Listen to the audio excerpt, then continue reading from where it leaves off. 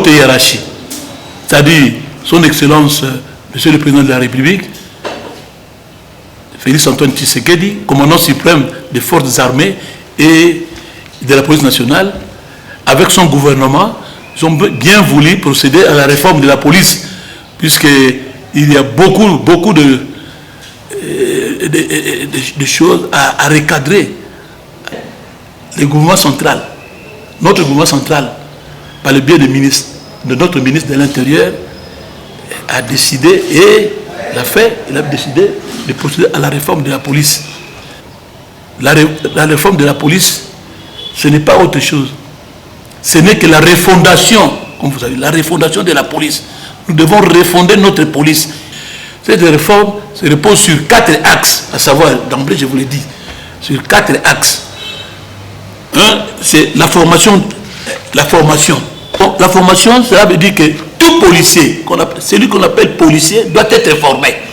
Il doit nécessairement apprendre qu'est-ce que la police, qu'est-ce que la police demande pour que vous soyez policier. Cette formation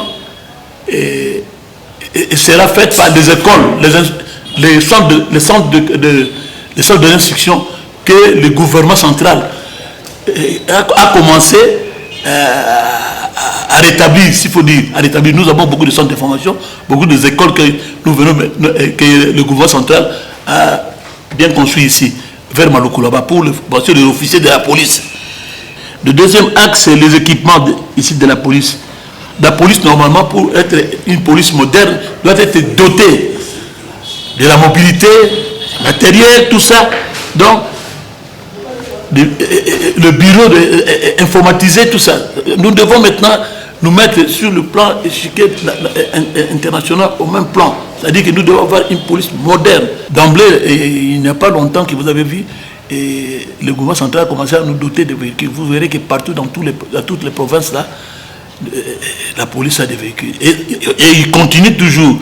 C'est toujours dans le cadre de cette réforme-là, de cette refondation, dont nous devons avoir une police qui est mobile à tout moment pour répondre aux besoins de la population.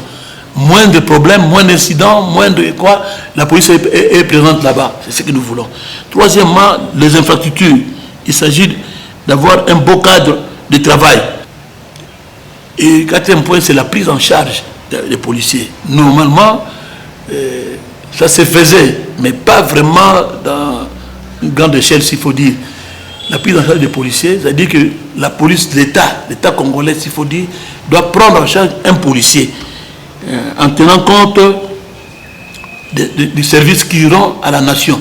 C'est-à-dire que le policier qui est malade, il doit être bien soigné. Le policier qui a des problèmes de scolarité de ses enfants, il doit quand même être aidé par la police pour l'en faire. Je crois que tous ces 4 points-là que je viens de vous dire ici, déjà, je viens de vous soulever, c'est ça qui constitue la refondation de la police. Mais